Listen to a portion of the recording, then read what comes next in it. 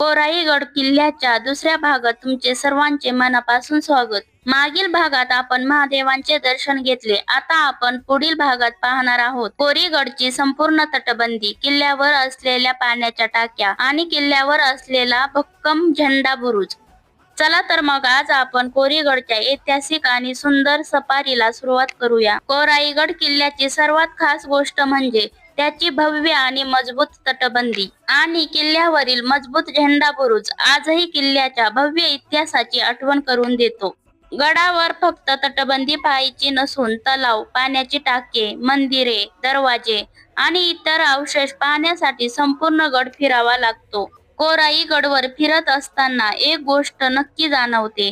आज अनेक वास्तू भिन्न अवस्थेत असल्या तरी त्या अवशेषांमधून गडाचा इतिहास आजही जिवंत वाटतो. प्रत्येक दगड आपल्याला शेकडो वर्षापूर्वीच्या काळातील आठवण करून देतो. म्हणूनच कोरीगड हा फक्त किल्ला नसून तर इतिहास, स्थापत्य कला आणि सह्याद्रीचा सुंदर संगम आहे. कोराई देवी ही कोरीगडची गडदेवता मानली जाते. आजही गडावर येणारे अनेक शिवप्रेमी पर्यटक कोराई देवीचे दर्शन घेतात. स्थानिक लोकांच्या श्रद्धेनुसार देवीला गडाचे रक्षण करणारी देवी म्हणतात. कोरीगड किल्ल्यावर हा चोर दरवाजा पाहायला मिळतो.